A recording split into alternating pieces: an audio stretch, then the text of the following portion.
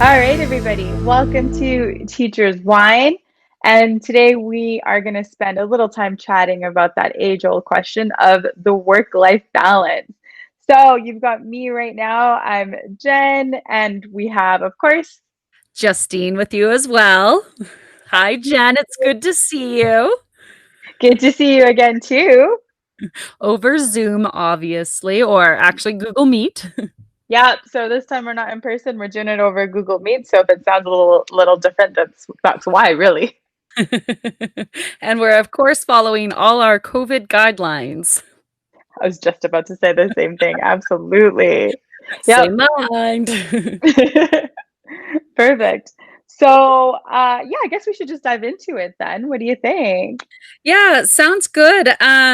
So Jen, you're the type of person that I am assuming that you were super busy over this break. um, can you tell me a little bit about what you do with your time off, if you actually take time off, even on weekends now that we're back into school, or what do you do to kind of respect your time?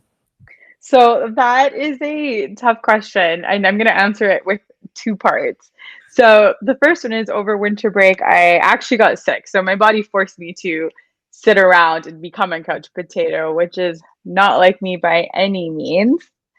So that's kind of what happened there. However, with most breaks and most weekends, I often do spend a couple hours catching up on work. Now, keep in mind, I live on my own and I don't have any kids. Like that's kind of the catch with my point of view, right?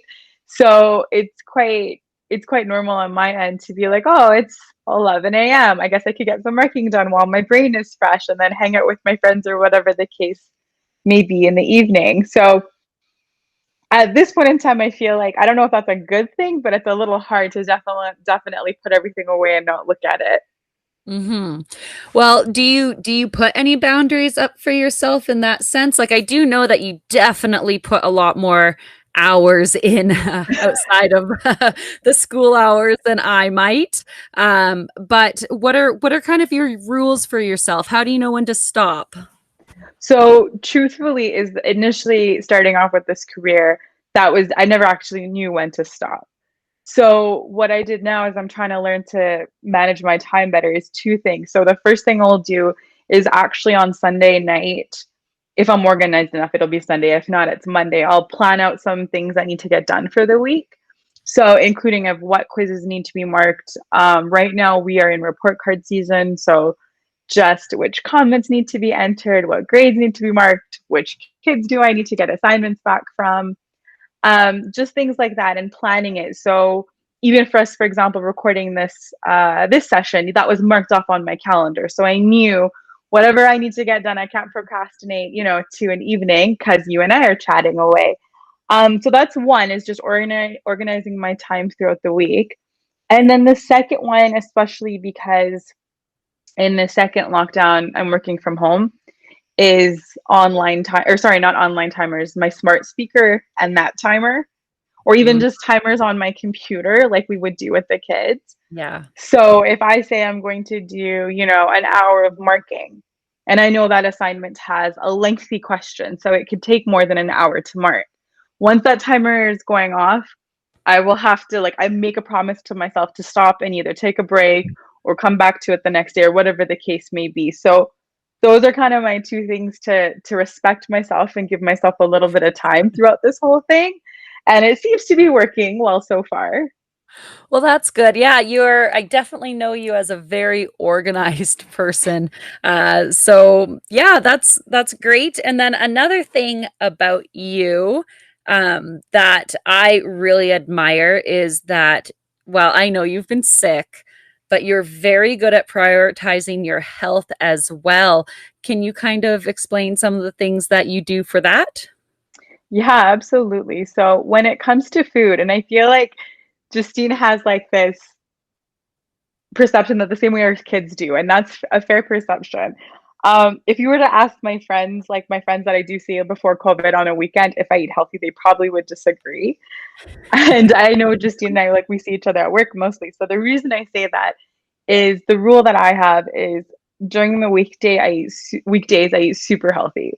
So I purposely, when I'm grocery shopping on a Sunday, I literally don't buy junk food because if it's there, I will eat it. Not that I don't have the willpower, but just because you want to snack when you're, working stuff. I don't have the willpower. And so that's kind of my logic for that. So the first one is just making sure there's only healthy food in the house. It's definitely harder to do now that I'm at home. And then the second thing that I do is I'll put all my meals in containers on Sunday night or Monday, depending on the week as well.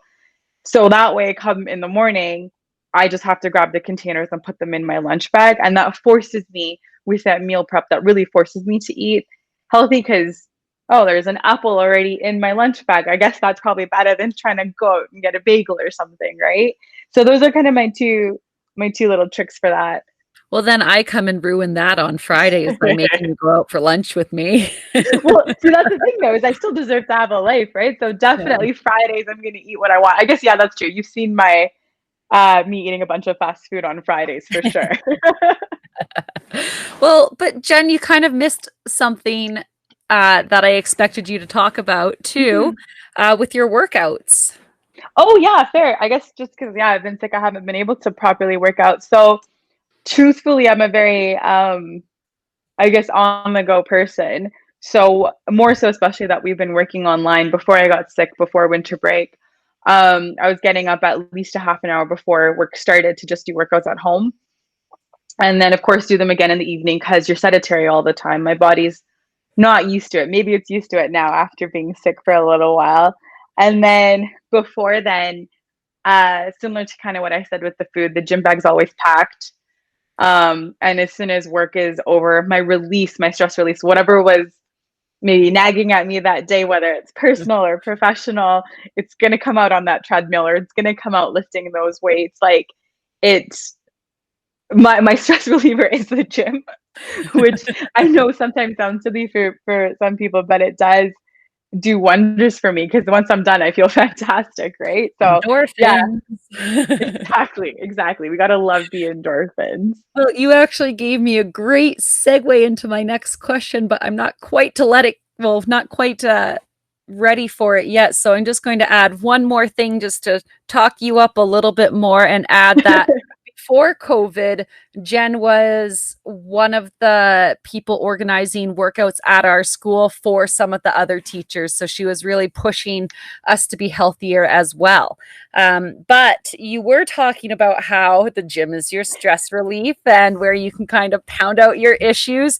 So, what are some, is that the only way that you, or sorry, the only strategy you have to kind of let things go? Or when that one thing that happens that day that is really, really nagging at you, what do you do? So yeah, we chatted about this a bit before. And so yeah, I would say on a minor day with little things I can let it out on the in the gym floor, right? Or at home, whatever my workouts look like now, in COVID. But every now and then there's something that starts nagging you, whether it's kind of what we were chatting about earlier, that thing that wakes you up in the middle of the night, or the thing where even though you've done your normal things to de-stress you, it's not working, right? And those are sort of the worst things because we perceive them as such a maybe heavy problem. I don't know if that's the right word for it, but it does weigh on you a little bit, which is why I chose that adjective. And so for that, when those things happen often, my go-to is to truthfully talk to you about it, which is normally why I love seeing you on Fridays. And if it's not that situation, then the other one I'll do is talk to a couple of my other friends that are also working professionals. Specifically, one of my friends who is a nurse, and so for her, she deals with people all the time. She's dealing with patients all the time, so she definitely understands what it's like to keep giving and giving, and maybe have things happen that you can't talk about it in front of people that you work with or patients, and in my case, students. And then if that's not working, the other thing I do for my mental health is I journal a lot Oh, just to kind of get it out. So I've got like it's either going to be on the iPad or an actual book where here's the problem, here's why it's upsetting me, and here's why I'm still I don't know what the word is, almost like give myself a pep talk. Like, here's why I'm still gonna come through this issue, or here's why, maybe this other individual or the student saw this issue really meaningful and powerful to them on this angle, and I disagree, or I can't understand why that came to that conclusion, and that's okay because here are my values, and maybe their values and their experiences are different. Mm-hmm. So once I kind of work my way through I guess my wellness checklist in my brain for Jen, normally after that I'm probably okay. Well, Jen, that sounds very emotionally intelligent of you. I don't think I've ever verbalized that so well as I did right now. I'm not gonna lie. No, Because on my notes, that was great. you guys can't see me, but on my notes I have a scribble where I was starting to write down my ideas for that question and I stopped. I'll just let it go. Yeah, just Um, figure out what comes to me. well, just on a little side note, so because you mentioned that we were kind of discussing this a little bit before, so I'll clear that up just because I was laughing that um, I used to be a server and we used to have things that we would call server mares where you would just wake up in the middle of the night being like, I forgot to ring this in. And so I was just explaining to Jen that they've now become teacher mares where, yeah, exactly. You can bolt up right in the middle of the night being like, oh, I didn't mark this on time. And your brain's just playing so many tricks on you. You got it. You got it. We're playing catch up even though the school day's over. Yeah, exactly. Yeah. Or you actually did do that thing that you think you didn't. Well, I was gonna say it also happens, like, I don't know about you, but for me, even during summer break, Mhm. where I'm like, oh my God, I needed to do this thing. I'm like, wait, no, it's summertime. Like I'm not responsible for any kids right now. Or you're in a panic that you wake up late for school or work. Sorry, I always call it school, but I guess it's work. And then I was just going to comment on how you said that, like, it kind of feels heavy sometimes. And I think that's just the nature of our job because, we deal with kids. And at the end of the day, like, they might not always seem like kids, or just because with us, some of them are taller than you. Mhm. But at the end of the day, that's what it is that it's kids. So whether it's something going on, maybe with you and coworkers or with you and students, like whatever it is, at the end of the day, it feels sometimes like we're not doing the best by them. And if we're having that feeling, that's when it's like really weighing on you. Absolutely. Yep. So, and Absolutely. I would also agree that you're one of the ones that I go to vent to as well, as you already know. It's just that common ground and feeling heard that I really Yeah. appreciate about you, Jen. Well, that's funny. I appreciate that about you too. Aw, all the Yeah. feels. Yay. Oh, Okay. perfect. All right. So why don't we chat about you and your work-life balance? Ooh. So I think before I even shoot your questions, why don't we just let kind of everyone know at home what you've got? Because you are not on your own at home. No, I have a husband at home. He is also a teacher, which is very lovely for myself because that's, again, another person who totally understands what I go through day to day. And then I also have two little kids at home. My daughter is 3 and my son is 1. So it can be very hectic here at times. There is a lot of energy going on that I don't always have. Yeah, absolutely, absolutely. And of course, when they're under 5, they're not in school, so that's important to remember, right? And Yeah. it's and it's COVID time, so lots of other challenges when it comes to raising 2 little kids. So with that as in mind, like I often picture you this because I know when I'm out visiting my niece and nephew, not so much now, but when they were the age of Brielle, or let's not say your daughter's name. Oh, it's okay. It's okay. I'll Yep. say the age of your daughter. Okay, so when they were the age when my niece and nephew were 3, the age of Brielle, the second I had my computer open and I wasn't working from home, it would be a simple thing of just going to maybe check, I don't know, maybe check my email or probably an Amazon order if we're being completely honest. The two of them, because they're twins, are right over just on me trying to figure out what Auntie is doing. So, what's your experience with that working from home with 2 little kids? It would be near impossible if I kept them home with me while I tried to work. There would be zero chance. There's been couple of times where they've had to stay home just based on well, my parents watch them, right? So there was a couple times that they've been sick, and I mean, I got permission for this, and I was only running tutorials luckily that day, but it was near impossible just to even say hi to my students in that tutorial. And luckily, my students don't really show up for tutorial for phys ed.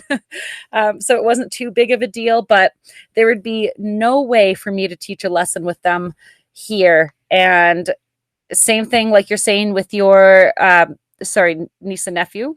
Yeah, they're twins. That my kids are addicted to electronics already. My daughter knows how to work a tablet, and my son wants to learn as well. And I hate to say that at these ages, but that's kind of the age that we're living in. And I mean, of course, I try to get them out to do other things, but especially with it being the restrictions, or sorry, having the restrictions on us that we have right now, it's just so much home time. And I mean, it is what it is. We do the best we can. But no, so yeah, absolutely. yeah, so they're not normally here much during the day. So that means that when they are home at night, I cannot work. There is no way that I can get anything done until they're in bed, which is what we're doing right now. Yeah. But even, I'm just going to go back to something you said, even just of the days that they had to be there for those tutorials, you had to go and get permission. So that skews your work-life balance right there, right? Because before you can make this decision with two, little people, you have to make sure that that's going to be okay, right? So it's not like, I think sometimes we give off the perception, or people have the perception that, oh, it's quite flexible and seamless, and it's not, right? We are working full-time jobs, and I think that's a perfect example. Yeah, it's a lot. Well, when you're in person learning, you take care of kids all day and you take care of kids all night, and there's not a whole lot of you time. Yeah. Yeah. Mm-hmm. With that being said, I know this wasn't fully in our questions. Being a mom with such young children, what do you do for you to have me time? Well, right now there isn't a whole lot, but I do have a wonderful husband who will draw me a bath and pour me a glass of water with put some bubbles in the tub, get me all set up to watch one of my favorite reality TV shows I don't really need to think about. And he'll even go so far to put a towel in the dryer for when I'm ready to come out, so I have a nice warm towel. So just simple, just quiet time for you, Yeah, really. exactly. Well, we try to do that for each other because, like I said, he's a teacher, and we've been both working from home now since mid-December, and so it's just trying to do that for each other whenever we can, and then trying to spend as much time as we can together as well. So, trying to get my parents to watch the kids every now and then. With my youngest being only one, it took a little bit for me to be comfortable with them staying overnight because I'm that mom. Mhm. But we've been trying to find more and more time for ourselves lately as well. Well, that's perfect. That sounds great. Okay, so then the next question was, because you are working at home and you've been working at home since really the beginning of the school year, how do you keep on track with your routines, including like eating healthy, workouts, just having a schedule, really? Well, I am not going to lie and pretend that I am great at this right now. This is one of the things that I've been personally struggling with because I am a phys ed teacher. I teach phys ed and I teach health, and I have felt like such a hypocrite because I have not been eating overly healthy. And in fact, it's not even that I haven't been eating healthy, it's that I forget to eat a lot. So I'm that person where kids are gone. I have to get as much work done as I possibly can while they're gone. And so I'll sit glued to the screen from the moment they leave to the moment they come back, just because I do want to get it all done the best that I can. So it doesn't need to be that way, though. I do not need to work that many hours straight. And this is my New Year's resolution for myself. because my body is wanting to be more active, and I get tired right now. My son is massive. He's like my daughter's 3 and he's 2 pounds lighter than her. He's almost 30 pounds. So I get tired walking him up the stairs, and that's making me really sad for my own health. So I've now set some timers on my phone to remind me to eat.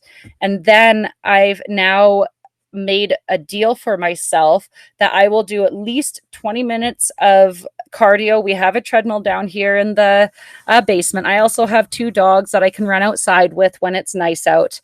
But my deal to myself is to get at least 20 minutes in when my husband leaves with the kids in the morning, because he drives them to my parents' house before work.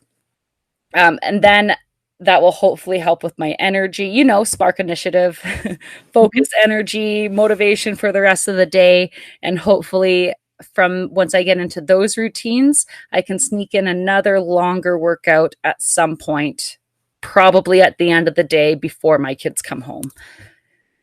But for me, if I feel pressured to do it, I avoid it. So I need to motivate myself in the correct way, which I need to get on.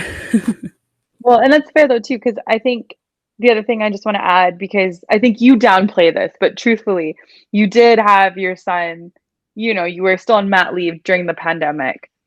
And then Yeah. you came back to work early, which your mat leave was shorter. And I Yes. think that's huge, because one of the things that I think maybe just sort of like just talking about how amazing you are is you really care so much about the students. And obviously, of course, you care about your family. Like that, Yeah, those are they're both two okay. important things. But like I know that that's been something that we've been chatting about, through the times that we see each other in the building, where that's a really, really hard thing to do. So I love the clear goals that you have. And I think it's important for those who are listening to understand, like, your plan is really simple and it's buildable. Mm-hmm. And the whole overwhelming piece is huge. I think a lot of people run into that pitfall almost always in January, where they see everything's out the window, they're going to eat clean, workout. And I really love your clear plan of how you're going to take those little baby steps to get there. Yeah, I found if you try to do too much at once, that you might stick with it for a little bit, but it's not going to be long-term healthy changes.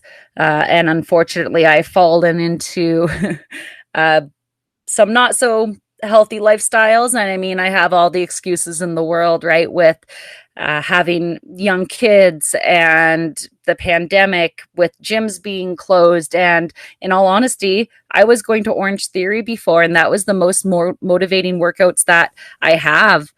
And they work very well for me. So it's really hard for me to get that same motivation at home. So it's just trying to figure out how to do that. But I put a bit of pressure on myself, though, with it, because I want to be that example for my students. And then that ends up stressing me out even more that I'm not doing it. So we got to work on you letting go of that. I got to let go of a whole lot of things, Jen. Oh, it's so crazy the things that go through our brains sometimes. It's constant. Yeah, absolutely. And especially being a mom too, I can only imagine. So then, yeah, that kind of leads to the last piece of my questions was, how are you, because we know you have such a small amount of time when your kids are gone, Mhm. for you to work alone at home. So what are you doing to take breaks while you're working online? Um, just like you, I'm not always great at this. Like I said, I'll start and I don't really stop. And so with this week happening, I've now, like I said, started my timers. So that's one of the things that reminds me to at least eat. But when I'm getting kind of cross-eyed from looking at the computer, I will close it and I will take a screen break, and I might listen to a podcast or something that, like, I won't turn on the TV or anything like that. Because again, I just want that break from electronics. I think that's always really important. I don't think that we get those breaks enough. So yeah, that's one of my main things, is really just getting away from everything. And I can more talk about what I've started recently and then what I plan on doing too. And that's even just getting outside for some fresh air for a quick little walk. I'm sure my dogs would love even more outside time. But yeah, I can't say there's too much I'm really doing before, but I'm trying to change that now. I love it. Some more clear goals to try and get things. Right. And to be honest, I think the screen time thing is a really hard thing for teachers because we're so used to being in front of people. And like, I mean, I'll stare at a laptop while I'm teaching math or science. But for you, you're in the gym all the time. You're rarely looking at screens, Mm-hmm. That's right? To true. just jump from, hey, I'm sitting in my little desk area and staring at a screen. Oh yeah, it's completely different for me, and I'm missing a lot of things about teaching in person. But I mean, there's a lot of benefits to being at home too that I wouldn't have if I was in person that I really did need at the beginning of the year as well. So I am thankful right now that I am online. Yep, no, absolutely. And I think this will help. I think one of the advantages for both of us right now is working at home isn't always ideal, but it does help us reflect more on some of those things that you're chatting about right now or that we are chatting about right now. Definitely. Perfect. Well, should we get to our segment then? Yeah, let's get to that. What I thought that we could do this week is talk about things that we're actually grateful for. So what was something that you were really glad that you experienced over the break, even though you were sick? And then what was a good question, Justine. And then what was something that you were thankful for coming back to work? Okay, so the reason I started laughing about what I'm thankful for during the break was just before the break. I got a TV for my place, which I was really adamant, and I was like, I don't want a TV. And Justine being in my place, that's the first thing she said when she saw it. Where's your TV? And I just ended up getting a good deal on it because of COVID, an early Boxing Day deal, like a super great deal. So what I'm ironically now thankful for is having that TV because that's all I could do while I was sick. Oh, that's All of, funny. But okay, but Jen, you didn't just get a TV. You got the biggest TV you could get. How big is your TV? 75 inches. Oh, I haven't told my husband that yet because I will be getting a 75-inch TV if he finds that out. Yeah, the deals are still good. We're good. So just saying, that was my only reason for doing it. We have like 60, well, not actually, but we have tons of TVs in the house. Our son actually will like point and yell at you if a TV is off. He likes his music. We just put on little songs for him. That's hilarious. Oh yeah. And then yeah, so we talked about experience that we're happy about. Going back, honestly, I just was really grateful to like hear what my kids had to say when we started our first lesson, and it was just yesterday was actually our first lesson together.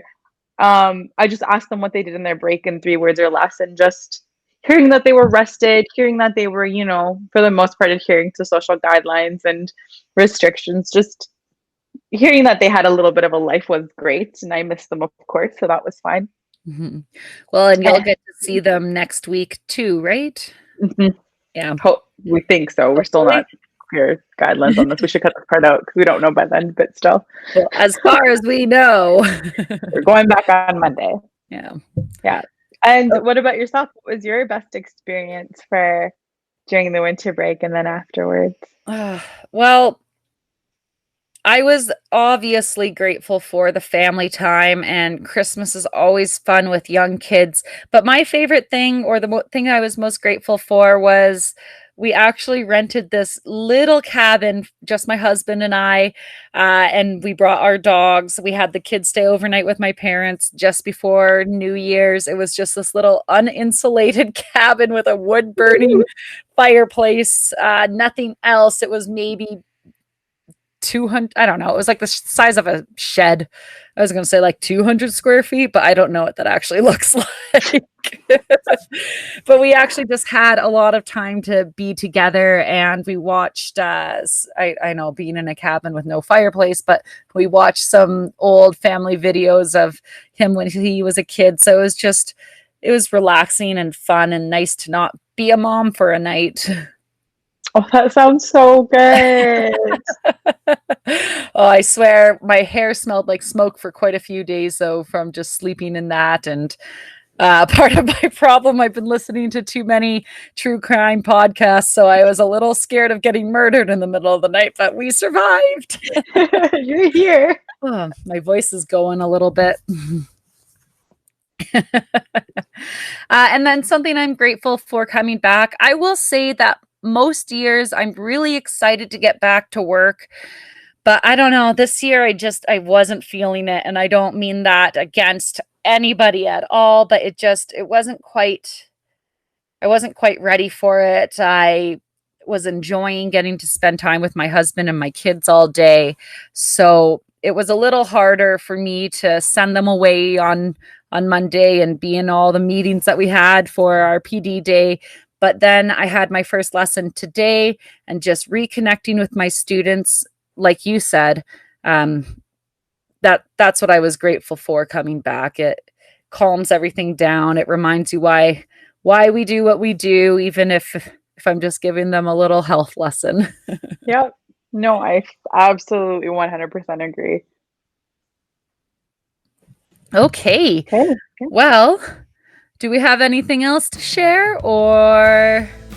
I think this was it. All right. Well, thanks for whining with us.